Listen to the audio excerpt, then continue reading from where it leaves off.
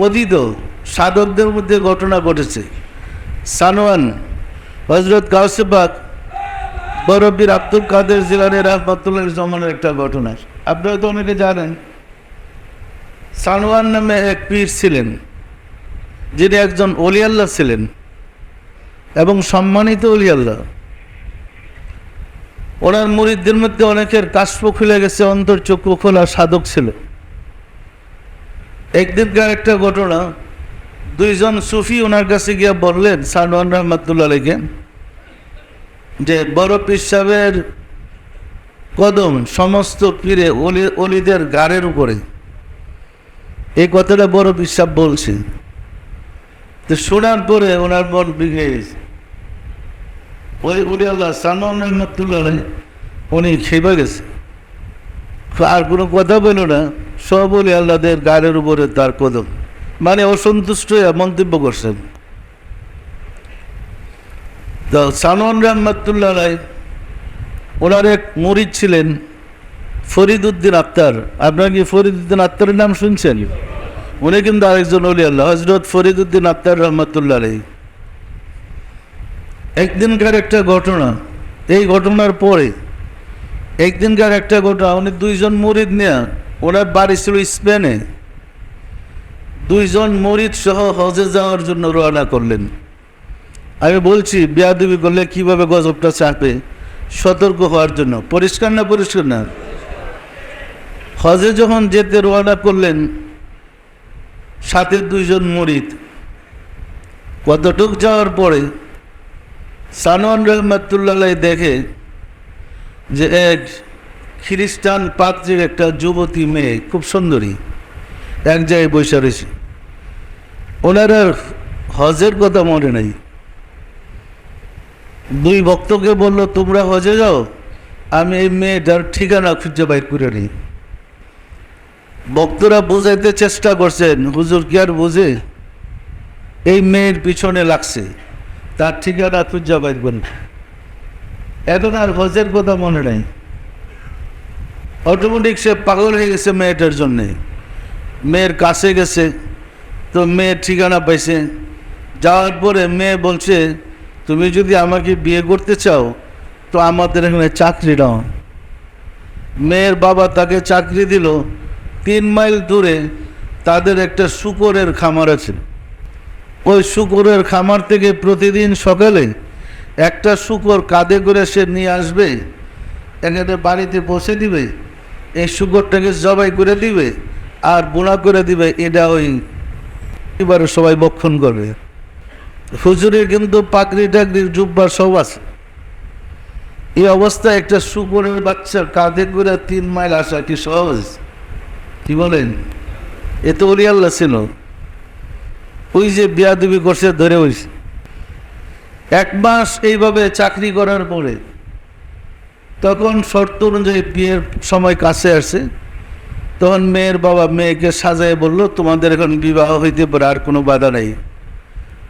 মেয়ে আবার শর্ত জোড়াই দিল, আমি তোমাকে কাছে গেছে সুন্দরভাবে সাজ্জা গুজ্জা গিয়া সেটা বলছে, আমি তোমাকে বিবাহ করতে পারি, একটা শর্ত আছে।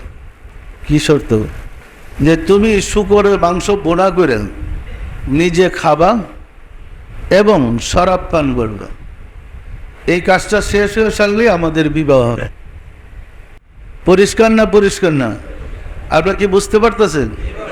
একজন ওলি আল্লাহর পক্ষে এই কাজটা কি শোভা পায়? এদিকে সানোয়ান রহমাতুল্লাহ আলাইহির যে ভক্ত মুরিদ ছিলেন হযরত ফরিদ উদ্দিন আত্তার রহমাতুল্লাহ আলাইহি, উনি গেলেন পীর সাহেবের খবর কি, আমাদেরকে গজব পাঠায় যে উনি এদিকে মেয়ের পিছনে গেলেন, কি ঘটাইতেছে দেখে আসি। গিয়া দেখে যে উনি শূকরের মাংস বোনা করতেছে আর শরাব রেডি, শূকরের মাংস খাবে আর শরাব পান করবে। এটা মনে তার শেষ অবস্থা। ওই যুব্বা পাগড়ি কিন্তু ঠিক আছে। তো উনি গিয়া দেখে অবস্থা, সে কান্না দিলেন, হায় হায় আমার মুর্শিদের এই অবস্থা। তো উনি মোরাকাবায় বসছেন যে আমার মুর্শিদ কি কামালিয়াত নষ্ট হয়ে গেছে। মোরাকাবায় বসে দেখে বড় পীর সাহেবের সাথে বিয়াদবি করার কারণে তার কামালিয়াত নষ্ট হয়ে গেছে। পরিষ্কার না? পরিষ্কার না? এখন কামালিয়াত নষ্ট হয়ে গেলে যা খুশি তাই করতে পারে। তখন সে এইভাবে লিপ্ত হয়ে পড়ছে মেয়ের পিছনে। তো উনি সাথে সাথে মোরাকাবায় বসে, সময় নেই তো, এখন তো শুকরের মাংস খাবে আর শরাব পান করবে। তখন উনি মোরাকাবায় বসে বড় পীর সাহেব ওই ঘটনা দেখা যে বড় পীর সাহেবের সাথে বিয়াতুবের কারণে এরকম হয়েছে, উনি আবার মোরাকাবায় বসে হজরত ফরিদউদ্দিন আত্মার রহমতুল্লাহ আলাই মোরাকাবায় বসে বড় পীর সাহেবের কাছে মাপ চাইতে শুরু করলেন।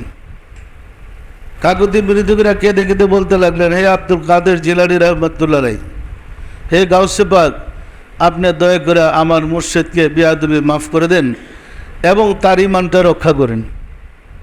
তো উনি যখন কান্নাকাটি শুরু করছে মোরাকাবায় বসে, এখান থেকে কিন্তু শত শত মাইল দূরে ওই মুর্শিদের বাড়ি, বড় পীর সাহেবের ঠিকানা।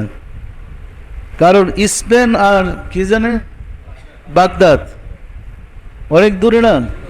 তো উনি মাগরিবের নামাজের উজু করতেছিলেন, বড় পীর সাহেব তখন মাগরিবের নামাজের উজু করতেছিলেন। আর স্পেনে ওই পীর সাহেবের সাদান রহমতুল্লাহর এই ঘটনা ঘটেতেছেন। তো উজু করতে গিয়ে সব ওনার চোখের সামনে টিভির পর্দার মতো চোখের সামনে এই ঘটনাটা বেশি আসলো এবং ওনার মুরিদ যে কান্নাকাটি করতেছে এই দৃশ্যটা উনি দেখতে পেলেন। ওনার মধ্যে দয়া সৃষ্টি হলো, দয়ার উদ্বেগ হলো। তো ওনার হৃদয় কেঁদে দিল যে এত বড় একজন অলি আল্লাহ শেষ পর্যন্ত এই দশা।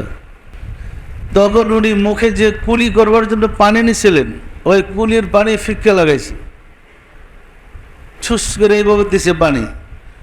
তো শত শত মাইল দূরে পানি এসে হজরত সাদওয়ান রহমতুল্লাহ যখন গ্লাস হাতে নিচে শরাব পান করবে, তখন তার মুখের মধ্যে পানি গিয়ে পড়ছে, কুলির পানি। কুলির পানি যখন চেহারা মুবারকে পড়ছে, ওনার আসর ছুটে গেছে। বিষয়টিকে আপনারা বুঝতে পারছেন?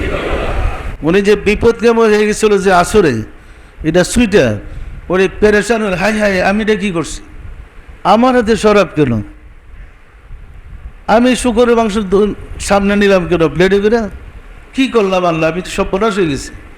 একটা চিৎকার দিয়া গ্লাস ফালাই দিয়া আর ওই রমণীকে ফেলে দেওয়া, ওরা সোজা চিৎকার দেওয়া জঙ্গলের দিকে দৌড়াইছে।